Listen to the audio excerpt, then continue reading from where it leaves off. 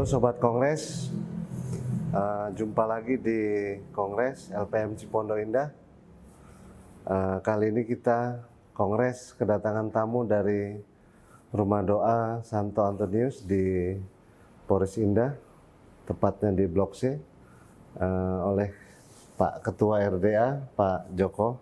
Selamat malam Pak Joko. Selamat malam Pak. Apa kabar Pak Joko? Saya baik, sehat ya? selalu. Sehat selalu, amin Pak. Jadi pada kesempatan ini Pak Joko, kita ingin bertanya perihal apa itu RDA, kapan mulai berdirinya, artinya cerita Pak terkait dengan Rumah Doa ini Pak. Silakan Pak Joko. Oke, terima kasih Pak Chef. Perlu kami sampaikan bahwa Rumah Doa yang sekarang itu berdiri dari tahun 2005. 2005 ya Pak? 2005, tapi sebelumnya juga udah dari masing-masing ke rumah umat, kadang pindah lagi ke rumah umat karena kita belum nempatin. Dari kebijakan tahun 2005, dari kebijakan gereja membeli tanah dan rumah di Blok C, Jalan Teratai itu tahun 2005. Karena dengan yang waktu awalnya sebenarnya tujuan dari RDA itu terkhusus untuk para lansia saja. Awalnya tuh Pak ya? Awalnya. Hanya untuk lansia? Untuk lansia, karena dari gereja melihat jarak yang jauh antara Perumahan Polres ke gereja induk, yaitu di Gereja Hati Santa Maria Perawan Tak Bernoda yang ada di Tangerang. Kemudian karena berkembangnya umat di Polres ini, dari tahun 2005 sampai sekarang umat sudah mencapai 2.900 umat? 2.900 umat. Kelurahan Cipondo Indah? Khusus Kelurahan Cipondo Indah. Ya. Oke Pak. 2.900 umat, karena kita juga ada datanya gitu. Itu terdiri dari 5 wilayah dan 18 lingkungan Pak. 18 lingkungan. Yaitu. Jadi apakah wilayah itu apa Pak? Per RW kah atau bagaimana Pak kalau untuk wilayah itu yang dinamakan wilayahnya Pak? Tidak per RW. Kalau yang di Polres ini sepertinya seperti satu blok gitu Pak. Satu blok. Nah, per blok. Jadi pertama wilayah Julianus itu terdiri dari perumahan Polres Paradis Eksklusif. 1-2. Grand Polres sama Grand Garden. Iya, Polres Garden. Ya. Itu satu wilayah. Kemudian wilayah Firman Yosef itu terdiri dari Polres Paradis. Polres 1, Paradis 2, Paradis 3. Itu satu wilayah. 1, 2, 3 itu satu wilayah. Satu wilayah. Kemudian dari Blok C itu satu wilayah. Terus Blok D itu satu wilayah. Ya.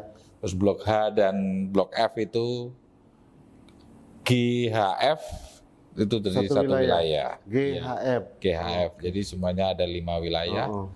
Terdiri dari 18 lingkungan, Pak.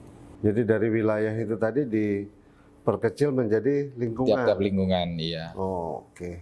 Jadi tujuannya lingkungan itu ketua lingkungan apakah untuk menaungi lebih skup kecilnya kali Pak ya, umatnya ya Pak ya. Jadi di lingkungan kami juga ada berbagai macam kegiatan. Jadi untuk memudahkan seperti berorganisasi aja gitu. Umpamanya ada urusan-urusan yang sama gereja, jadi harus mengetahui ketua lingkungan masing-masing gitu Pak.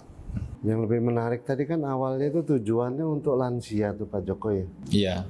Akhirnya berkembang kan untuk umum. Iya. Ya. Jadi dalam peningkatannya itu apa Pak? Lancar-lancar aja apa banyak hambatan gitu?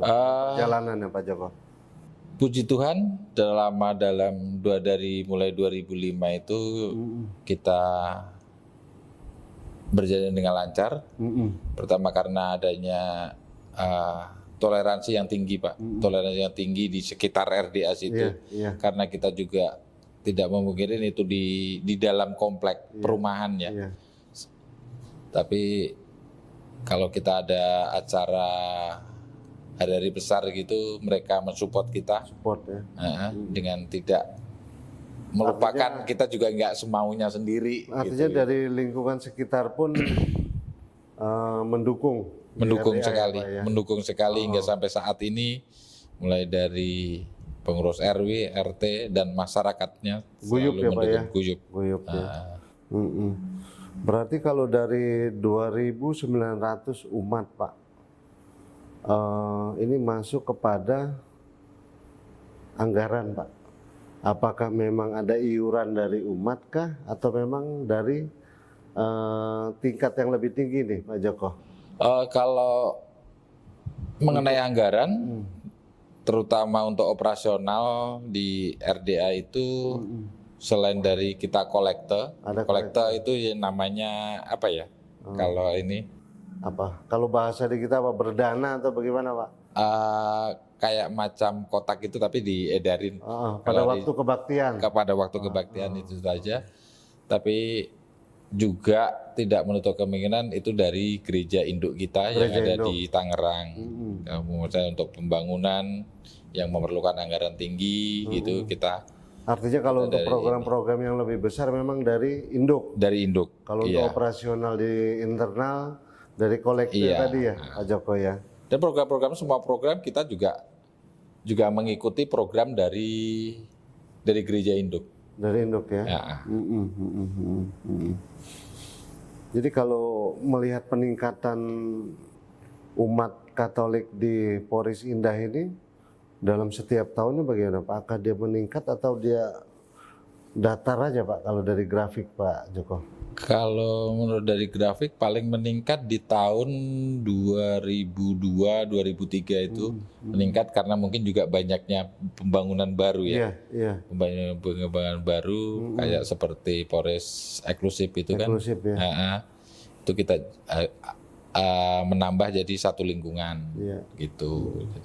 Pertambahannya cukup lumayan sih, Pak ya. Oh, artinya eksklusif itu masuk ke sini ya, Pak ya? Masuk ke sini kalau eksklusif. Masuk di area kita ya? Iya. Oke.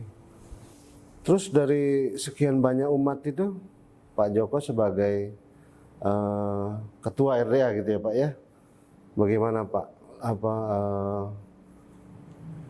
Dari umat sendiri ini aman-aman aja atau ada ini juga, Pak? Gejolak atau bagaimana di dalam organisasi RDA, Pak? Kalau dibilang gejolak sih tidak ya, Pak ya. Tapi kalau perbedaan pendapat gitu mungkin juga wajarlah dalam sebuah organisasi. Tapi saya berpedoman kalau selama saya benar ya udah maju terus saja gitu kan. Karena kalau dalam organisasi kita untuk menjadi sempurna kan tidak mungkin. Betul. Tidak mungkin untuk jadi sempurna di mata orang, semua banyak orang. Tapi kita mungkin dari senior-senior kita boleh masukan, ya udah ini begini aja. Kalau kita dapat masukan itu emang bagus, ya udah kita jalan aja. Mungkin itu salah satunya ini ya, yang terpenting pemimpin. Jadi harus bijaksana gitu ya, Pak ya. Ya memang kalau yang pada umumnya, baik itu di tempat ibadah atau organisasi keagamaan, kadang-kadang tantangannya kan begitu, Pak Joko. Dan dari internal sendiri. Iya. Jadi ada perbedaan pendapat, tapi pada waktu musyawarah pun kan mau diselesaikan, ya di saat itu oke. Tapi kan di luar kadang-kadang, ya. Nah ini tantangan-tantangan begini nih, Pak Joko nih ya. Iya, sudah lazim sih ya, begitu. Kendala kita ya dari kendala kecil sebenarnya, Pak ya. Kendala kecil ya. Dari internal aja. Kalau dari luar, saya kira tidak ada, karena masyarakat juga toleransinya, walaupun tiap minggunya kita juga menutup jalan, Pak, karena keterbatasan tempat.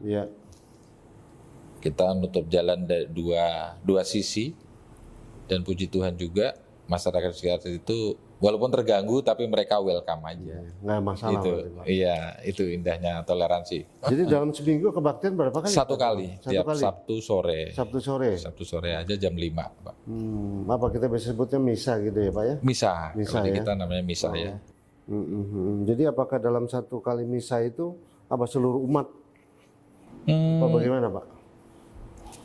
Apa Kalau ada jamnya Pak? tiap minggunya, tiap hari Sabtu itu kita jam 5. Heeh. Tapi yang hadir sekitar 400 sampai 500-an, Pak. 500. 400 sampai 500 ya karena keterbatasan tempat itu tadi. Mungkin yang lain-lain mungkin bisa beralih ke gereja-gereja lain karena mereka mungkin ada yang pengen nyaman, pengen ini. Kalau kita beribadah di jalanan kan juga kurang ini juga kan, mungkin itu Tapi aja memang sih. secara kebutuhan masih membutuhkannya yang lebih luas ya Pak ya. Ya, Menampung tempat. umat kita ya.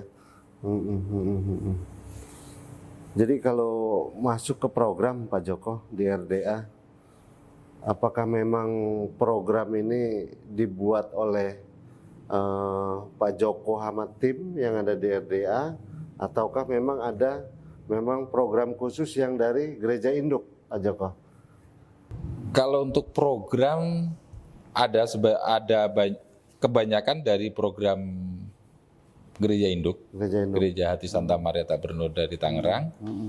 Kemudian untuk program yang ada di RDA sendiri, kita mungkin juga ada, tapi untuk semua anggaran untuk menjalankan program itu kita harus mengajukan proposal ke RDA, ke Gereja Pak ya, Induk. Gereja Iya. Induk ya.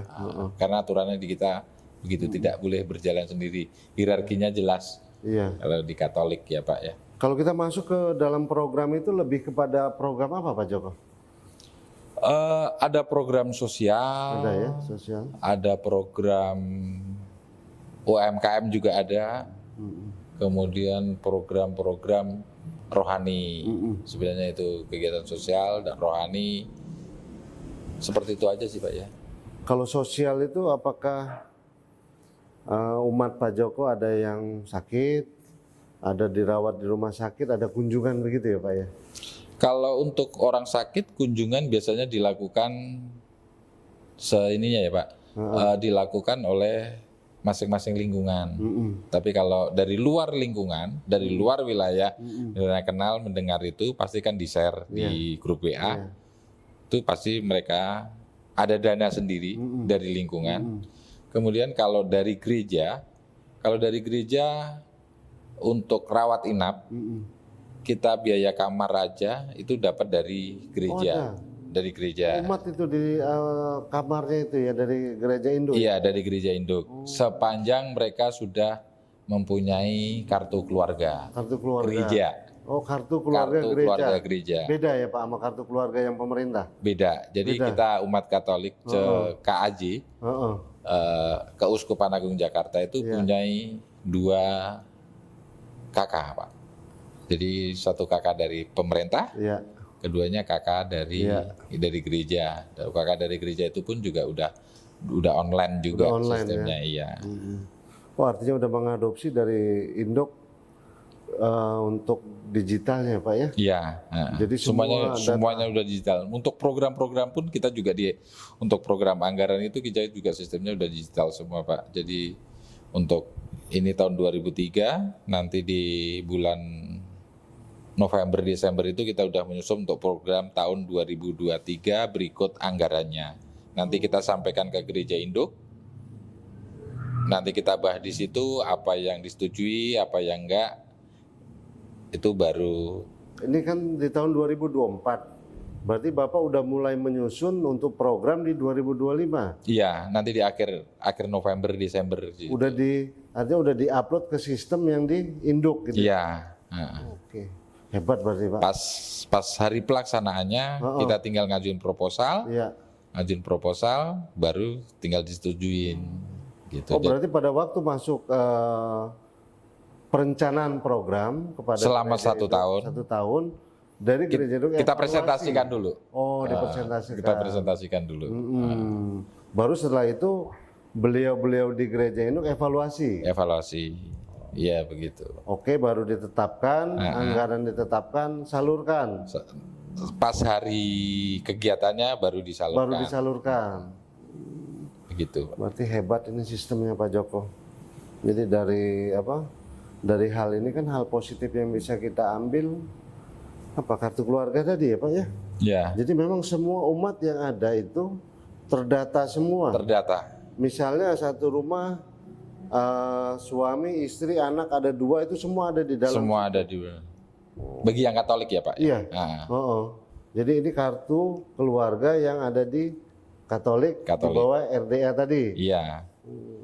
Mantap itu Pak. Di bawah KAJ sih Pak ya. Dari Jakarta sana. Keuskupan Agung Jakarta. Itu yang meliputi Bekasi, Depok, sama Tangerang. Iya. Kalau program UMKM Pak Joko? UMKM juga tahun-tahun terakhir ini sedang digencar-gencarkan. Iya. Di gereja. Juga ada bantuan untuk UMKM. Juga kita sering mengadakan bazar-bazar UMKM di gereja sana. Kadang dari Polres biasanya anak-anak muda yang ikut UMKM sana. Dari bazar UMKM anak-anak muda, orang Artinya muda Katolik. Kalau si umat ini ada bisa membuat produk, bisa dibantu dari gereja. Bisa dibantu dari gereja. Oke. Jadi Kita ngajuin aja dulu. Kita ajukan dulu. Kita ajuin dulu. Kita bisa. Udah banyak yang terbentuk sekarang Pak Joko UMKM di gereja kita, di RDA. Kalau di Polres belum begitu banyak. Ada sih, 10 Pak? Tidak ada. Belum terbentuk 10 UMKM belum? Belum. Apa biasa di bidang apakah food kah atau apa Pak? Kebanyakan di food sih Pak ya. Food ya. Kebanyakan di food yang Dan memang motornya ini anak-anak muda. Anak-anak muda. Oh iya. Anak muda. Dari gereja induk kita ininya PIC-nya orang muda Katolik. Orang muda Katolik. Yang ini. Tapi dari 2.900 umat tadi yang total Pak, yang generasi mudanya ada 50% tuh Pak Joko. Dari generasi mudanya untuk di Polres sekitar 20%. 20%? 20%. Banyak berarti Pak ya? Ya, anak-anak mudanya. Jadi OMK dari umur 13, batasan umurnya dari umur 13 sampai umur 30 yang belum menikah. Oh itu kelompok apa? Muda-mudi atau apa namanya Pak? Orang muda Katolik. Orang muda Katolik. OMK kita sebutnya. Belum menikah tuh Pak ya? Belum menikah. Kalau dia setelah menikah itu masuk kategorinya udah umum. Umum. Umum ya Pak ya. Walaupun umur 20 tahun tapi sudah menikah ya umum. Gitu ya Pak ya. Iya. Pak Joko, saya tertarik kepada anak-anak muda Pak di gereja. Jadi apakah saat ini anak-anak muda itu memang aktif Pak untuk program-program di gereja kita di RDA sini Pak Joko? Untuk anak muda, orang muda Katolik, yang kita sebut dengan OMK ya.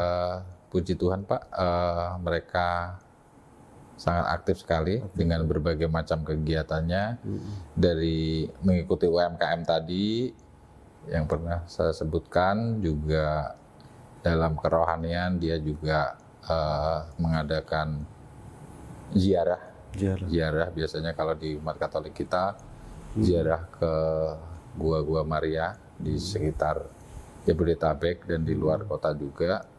Juga aksi-aksi sosial Pak. Aksi sosial biasanya kita berkunjung ke panti-panti asuhan seperti itu. Juga ke mana, rumah jompo, panti jompo, panti asuhan, seperti itu sih. Kadang kita juga mengadakan untuk yang kerohanian, mengadakan retret yaitu 2 hari 1 malam. Artinya anak-anak muda itu memang ada satu pembinaan dari gereja juga ya Pak Joko? Iya, dari kebetulan saya sendiri pembinanya untuk mengarahkan mereka kegiatan yang positif dari Dari awal cuman yang aktif sekitar 15 sampai 20, tapi sekarang sudah mencapai 60-an, Pak. 60-an? 60-an. Pesat berarti, Pak? Iya, 60-an. Jadi biasanya materi-materi itu pada waktu retret itu apa Pak? Masuk ke materi apa ke anak-anak muda ini Pak lebih? Kalau untuk acara retret kita fokusnya ke rohanian Pak ya. Kerohanian. Pendalaman iman gitu aja. Ada yang terjadi sekarang kan masalah gini loh Pak, anak dia pinter, tapi kan attitude-nya ada yang kurang nih Pak. Apakah itu ada program dari RDA sendiri untuk mengatasi masalah itu Pak Joko? Secara ininya sih apa yang dibina belum sih. Rohaninya aja gitu ya Pak ya? Iya. Lebih kepada rohani. Rohani sama kegiatan-kegiatan anak muda sebenarnya. Iya. Kadang ada nobar juga, Ada ya. nonton film bareng, gitu juga. Karena rohani ini kan merupakan apa? Pondasi juga ya Pak Iya. Joko ya? Untuk anak-anak muda tadi ya Pak ya? Ya. Diarahkan ke yang positif aja Pak. Iya. Karena gencarnya masukan dari gadget-gadget kan Iya. kita. Tapi sampai per hari ini pun dari 60 anak muda gereja ini aktif semua ya Pak Joko ya? Aktif, kebetulan ya? aktif. Karena kita belum minggu kemarin kita mengadakan ziarek namanya ya, ziarah. Itu ada 65 orang Pak. 65 orang? Yang apa? Peserta Keluar kota? ke Kuningan kebetulan. Kuningan ya? Ke Kuningan. Biasa kalau kita ziarah kita atau retret itu ke Gua Maria, Ya, kita berdoa dan juga ada pembekalan rohaninya juga ya Pak? iya, iya. Itu pun juga dengan biaya separuh ditanggung kas OMK Iya. orang muda, Iya. separuhnya secara pribadi Pak. Secara pribadi? Secara pribadi. Oh artinya memang mereka juga ada satu keinginan ya Pak? Iya, iya. Oke. Terus dengan ini Pak, kita ada LPM nih di Cipondo Indah. Iya Pak. Bagaimana ke depannya? Apakah bisa kita nih berkolaborasi Pak dengan RDA nih Pak? Bisa sekali sih Pak ya Bisa sebenarnya. sekali ya. Dengan menggandeng, terutama dengan menggandeng orang-orang muda Iya. yang sekarang yang menguasai digital ya. Iya. Nanti bisa penjualannya melalui online apa ini gitu kan. Kalau di gereja kita udah ada sih seperti Ada, itu. ya? Ada juga UMKM yang keluarga-keluarga yang prasejahtera. Jadi kita seperti yang sudah kita laksanakan, kita tidak memberi umpannya, tapi kita memberi kailnya supaya untuk ini bisa memperbaiki ekonominya. Artinya kan di program LPM ini ke anak mudanya lebih kepada program yang sifatnya digital, lalu ada masuk juga ke UMKM, jadi bisa bersinergi ya. Iya, ya seperti itu Pak. Terus harapan ke depannya Pak Joko ke anak-anak muda di RDA, bagaimana Pak Joko? Harapannya mereka menjadi orang Katolik yang mandiri. Orang Katolik yang mandiri juga mereka mampu bersaing dengan dunia luar, juga dengan tak lupa memberikan bekal iman yang kuat Pak.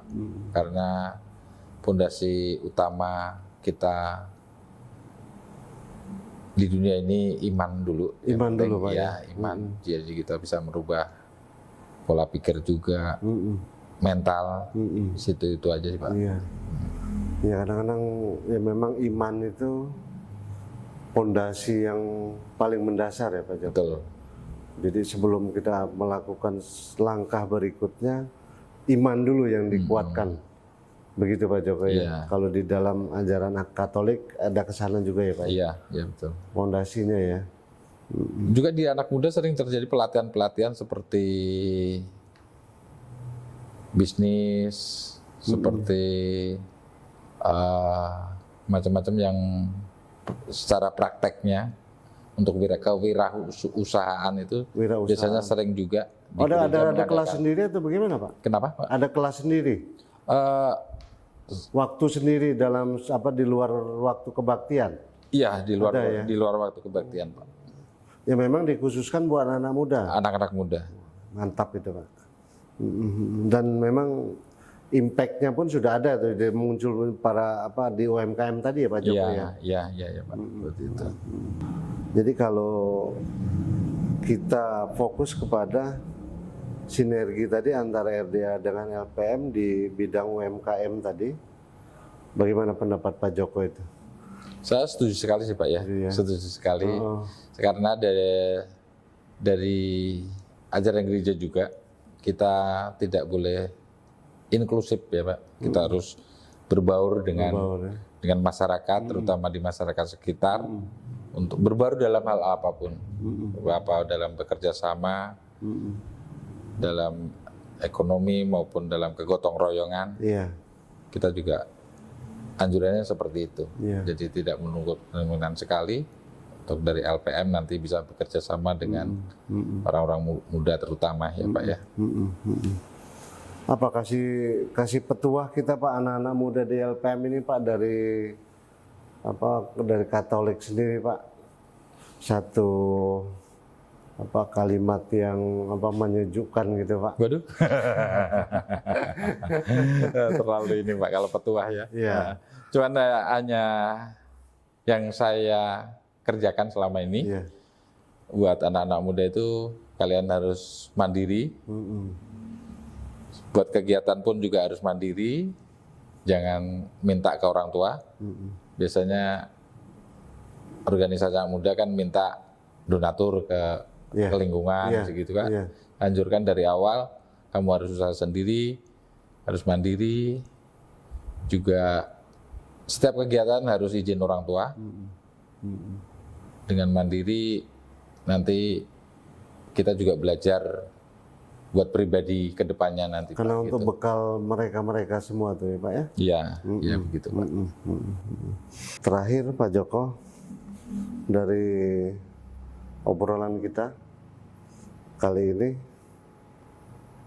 dengan keberadaannya kita di LPM, kita ada program ini kan kongres Pak.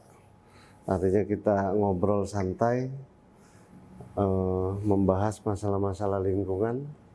Jadi kali ini kita masuk ke RDA. Saya juga banyak belajar kan perihal RDA ini baru hari ini Pak Joko. Jadi udah ada gambaran. Jadi kedepannya harapan saya juga di LPM ya kita bisa berkolaborasi Pak dengan tadi anak muda gereja yang ada di RDA masuk kepada UMKM-nya Pak Joko. Ya, jadi izin mungkin ke depannya nanti kita bisa ini anak-anak muda yang di RDA Pak Joko izin. Pintu terbuka Pak. Siap. Buat kita. Ya. Baik,